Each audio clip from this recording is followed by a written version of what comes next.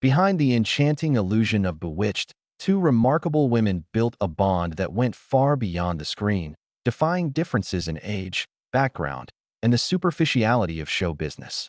Elizabeth Montgomery, the spellbinding witch who charmed audiences everywhere, and Agnes Moorehead, the intimidating mother-in-law who became a national favorite to both dread and adore, shared a deep, intricate connection hidden from the spotlight, one that shaped their professional lives and touched their personal ones in profound ways.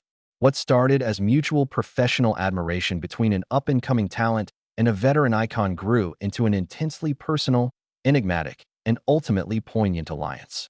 This is the hidden tale of one of Hollywood's most surprising and enduring female friendships. It was 1964, and the entertainment world was on the cusp of a television phenomenon. Elizabeth Montgomery, the 31-year-old offspring of showbiz icon Robert Montgomery, had already made her mark in serious TV dramas. Yet nothing could have braced her for the adventure awaiting on Stage 10 at Columbia Pictures.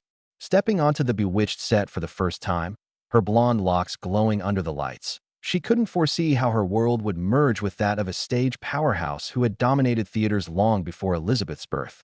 At 63, Agnes Moorehead was a true icon. Her voice had chilled listeners during Orson Welles' War of the Worlds broadcast, and she'd garnered 4 Oscar nods for her commanding roles. When producers pitched her as Endora, Samantha's nosy mother-in-law, skeptics questioned if such a prestigious performer would stoop to TV, which serious actors still scorned. Unbeknownst to all, this encounter would ignite one of the most layered and emotionally intense partnerships in TV lore. As Elizabeth extended her hand in greeting, Agnes appraised her with those sharp, intimidating eyes that had daunted many co-stars. But in that instant, something unforeseen sparked, not mere recognition of fame, but a soul-deep kinship. Despite the 32-year gap, both carried unyielding independence, a near-obsessive dedication to acting, and a craving for real intimacy amid an industry of illusions. Their on-screen spark was instant, though neither would confess it for years. Elizabeth, used to leading the pack, yielded to Agnes's expertise and insight. Agnes, who had toiled mostly alongside men for decades, found in Elizabeth a soulmate, a fellow actress who wouldn't bow to Tinseltown stereotypes. During their debut scene, a genuine alchemy unfolded, unrelated to the show's witchcraft. Viewers saw the fun rivalry between Samantha and her interfering mom, Endora. But backstage, a true mentorship was taking root. Agnes, schooled at the American Academy of Dramatic Arts and battle-tested on Broadway, spotted untapped potential in Elizabeth that deserved real guidance, not the shallow tips doled out to TV stars. Between shots, she'd whisk Elizabeth away for private tutorials, passing on tricks from the era's top directors. She showed her how to infuse comedy with honesty, make the fantastical feel real, and preserve integrity in a format rife with shortcuts. Elizabeth, at first awed by Agnes's stature, eagerly absorbed these sessions. Acting isn't about looks or charisma, Agnes would say in Elizabeth's dressing room chats. It's about raw truth, even as a sorceress. Those lessons resonated throughout Elizabeth's career, refining her bewitched portrayal and beyond. In turn, Agnes rediscovered through Elizabeth the delight of innovation and daily creative highs, elements she'd traded for polished drama over the years. The elder star, famed for her rigor and exactitude, relaxed under Elizabeth's sway, embracing playful moments her peers seldom saw. In those initial seasons, their dynamic blended reverence with restraint. Elizabeth addressed her as Miss Moorehead for the first 2 years, per Agnes's preference.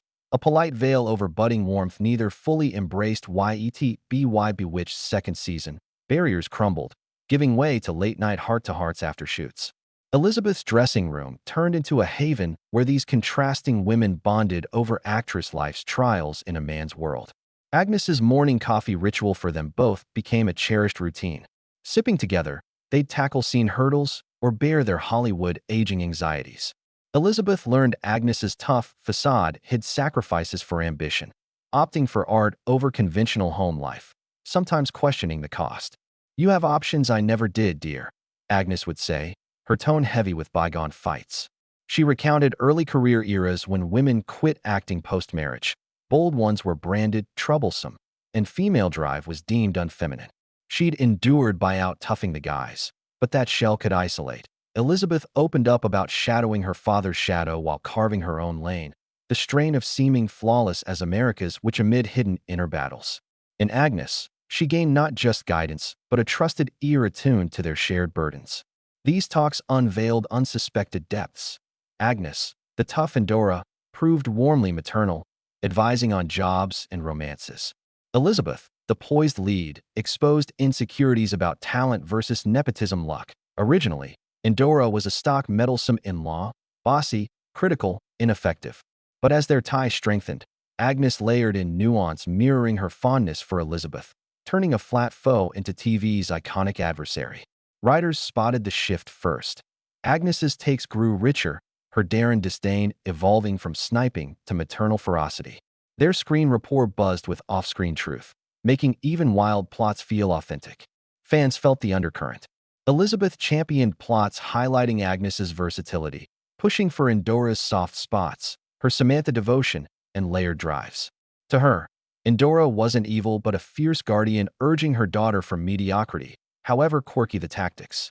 Agnes excelled, birthing a foe who was mighty yet fragile, stern yet affectionate, timeless yet timely, setting a bar for nuanced TV women. Pundits took note, lauding Agnes in a belittled medium. Offset, they'd pore over Endora's psyche, inventing unseen histories that deepened every twitch and word. Their duo forged a character lore lending gravity to fluff, modeling how respect and warmth could transcend scripts. Into the third season, as private storms hit, their friendship deepened from collegial to soul level. Elizabeth's union with director-producer William Asher frayed, her perfect facade cracking under secrecy's weight. Agnes, ever perceptive from human study years, detected the strain despite Elizabeth's poise. In rough patches, she'd show early for quiet solidarity or heartfelt vents, sharing her own heartaches sans cliches, fostering judgment-free release. Agnes battled her ghosts too. At retirement age for peers, Bewitched sparked a revival that excited and unnerved her. It wooed young fans but risked pigeonholing after varied triumphs. She fretted over eclipsing her drama cred. Elizabeth steadied her, touting Agnes's breadth, peer esteem, and viewer delight. Against TV snobs, Elizabeth defended their craft and Agnes's impact fiercely. Their uplift spilled into personal realms, bridging eras uniquely. Agnes's depression to modern Hollywood tales captivated Elizabeth. Elizabeth's 60s feminism insights refreshed Agnes. They dissected women's shifts in culture and screens. Agnes's radio fights for dramatic validity beyond voice or beauty. Elizabeth's nepotism tussles and identity quest. Agnes envied Elizabeth's career-family juggle, flawed as it was. Elizabeth honored Agnes's all-in sacrifices. Fame styles clashed fruitfully too.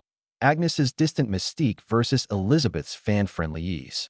Elizabeth gleaned privacy's value from Agnes. Agnes warmed Endora with Elizabeth's glow. Samantha gained gravitas. Their acts merged into a pioneering TV synergy, blending theater poise and screen intimacy for novel flair. Weekends at Elizabeth's yielded character lore, which lore and mother-daughter arcs, the show's emotional core. Writers consulted them as character experts. Mid-seasons peaked with their pitches, conformity costs, power dynamics, family intricacies. Lifting Bewitched to subtle satire, BY Season 4, wordless sync ruled. Glances swapped depths, cues tuned deliveries, improv birthed unscripted gems. Crew marveled at their mind meld, directors yielded to it. Rehearsals thrived on gestures over gab. This intuition echoed personally. Mannerism mirrors, sentence finishes, mood radar. Elizabeth weary? Agnes shouldered emotional loads. Agnes off. Elizabeth sparked laughs. Peers sensed the aura. Inspiring, eerie, like real sorcery or rare soul sink in fame's grind, as Bewitched soared. Fame's tolls mounted. Scrutiny, grinds, perfection mandates. Elizabeth's life tabloid foddered. Agnes Endora stuck post-diversity. Elizabeth fretted Agnes's typecast angst, the irony of comedy eclipsing drama, despite gratitude for stability. Agnes clocked Elizabeth's burnout, from star to mom marriage juggle, urging imperfection's humanity. Elizabeth countered that Bewitched amplified, not dimmed, Agnes's genius to fresh eyes.